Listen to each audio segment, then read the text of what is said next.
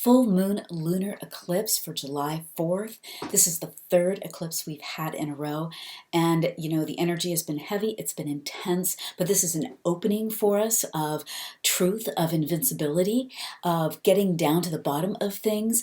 It's going to be like a relieving of a pressure point for us and for you. And on the other side of this eclipse, which is a deep shadow, we're going to start to see the light and see the new pathway that has opened up. Hi, I'm Prema Gurreri, Vedic Astrologer. Welcome to Chart Your Path. Go ahead and click subscribe, like, share this, and let's dive in. So this is happening on July 4th and 5th in some places, but that's Independence Day in the United States. That's pretty auspicious in itself that it's happening at this time. This is a time of really being able to come through all of this shift we have been going through, this foggy, this intense period of time, and to break through and to see the light and the new pathway that's opening up on the other side. Now, we have a few planets that are still in retrograde, and I'll talk about that a little bit at the end here. But this is also a very special lunar eclipse in Vedic astrology. That's the sidereal zodiac. This is also called Guru Purnima. That is the day where we honor the spiritual teacher. We honor the guru, and also the light within, the guidance from within, the guru within. And this always happens on a full moon near the summer solstice. And it just happens to be the full moon that is being eclipsed. This makes this a very auspicious day.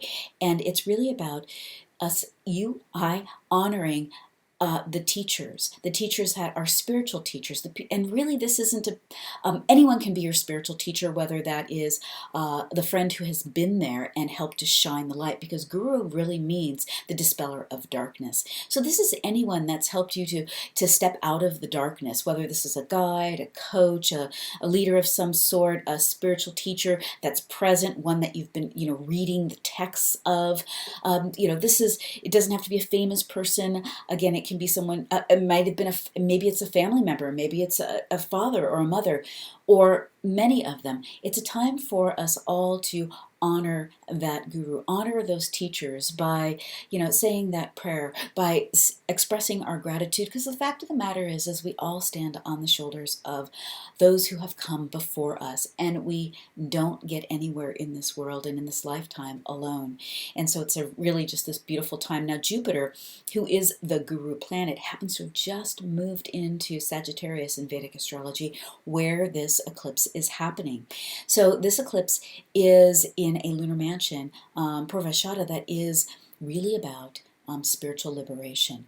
There are going to be you're going to get downloads during this time, and I know you're ready for them, because there's a lot of confusion, a lot of stress probably for you, and maybe you're feeling that anxiety or that depression or that pressure to make a choice, and it's not a great time to make a choice. After July 5th, it's time to start making some choices, but it's still this foggy period of time. But this is a eclipse that's happening in a place of deep purification, and it has a deep sense of invincibility with it as well, and is connected to Ganesha, the remover of our obstacles.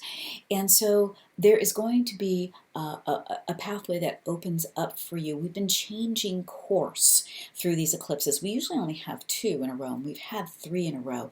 And this is the culmination of the eclipses that are in Vedic astrology, Gemini and Sagittarius, and then they're going to move in September to a different placement. Eclipses agitate our life, and the agitation, just like your washing machine, is meant to shake out what's not serving anymore, and shake out the dirt, and purify and wake us up. They make us grow because they agitate us and agitate our lives. And that's not an easy thing. We're seeing so much upheaval and so much come to the surface with all this agitation, and it's needed to. I'm not saying we're going to be just smooth sailing and through it on the other side, but we do have a great opportunity for light to seeing some new choices on the other side of this. In the fall, we're going to have sort of another wave of a different flavor of change, and the work that we do between now and then will prepare us for that. There is where this lunar eclipse is happening, it is a place of fearlessness, and it is going to reveal the truth. sometimes you want to say the truth, you want to speak your truth, or somebody else needs to speak their truth to you, or you just want to listen and hear what the truth is. And sometimes we're apprehensive about that because it feels like we're afraid of the truth. But even if we hear a hard truth, when someone speaks it, we can take a deeper breath. Truth relieves the pressure, and it actually just makes some choices for us when we hear the truth. This is an opening for the truth, and truth is going to come up for you.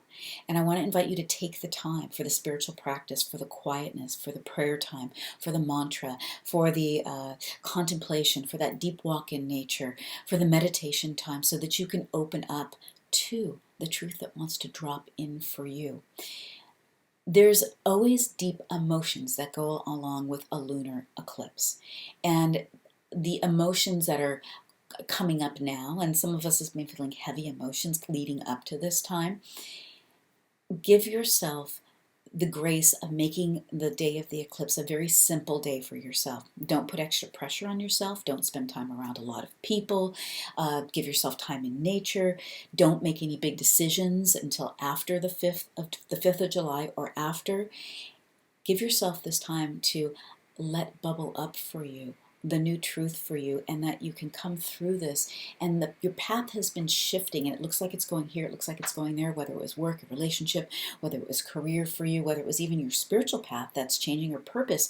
With everything that's going on, you're realizing, you're being called to something bigger. I'm feeling that. I know that all of us are feeling that in some way.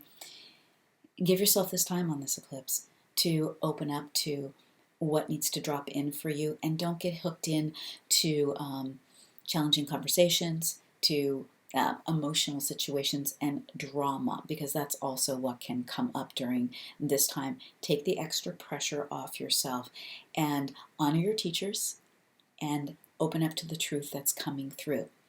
Now, also, Jupiter having moved back into this placement of Sagittarius is very auspicious, because Jupiter is the planet of the greatest light. And after we get past the 5th, and Mercury is no longer combust the sun, because Mercury is still retrograde, and it'll go direct on the 12th. I will cut you another video about the rest of the transits for the month.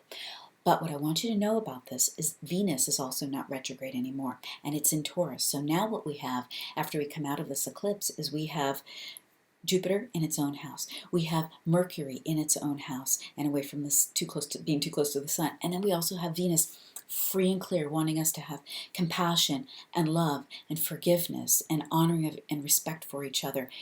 All of those planets in their own houses is called a Saraswati Yoga. This is deep knowledge. This is wisdom.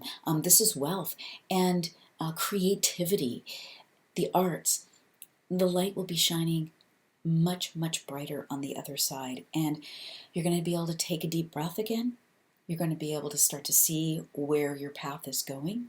And make sure you have the compassion, and Venus is giving this to you, for yourself, for the others around you, and be able to connect in. We're all in this together, even if it feels like some people are on the other side. We need to keep coming together, because we are all one. And you can do that just simply by having compassion, forgiveness for yourself and for others, and that honoring and respect for one another, which Venus is supporting us, and it's going to be much easier on relationships now as well. So we've got that to fortify us, and we have the great planet of Jupiter here to also shed the light and give us that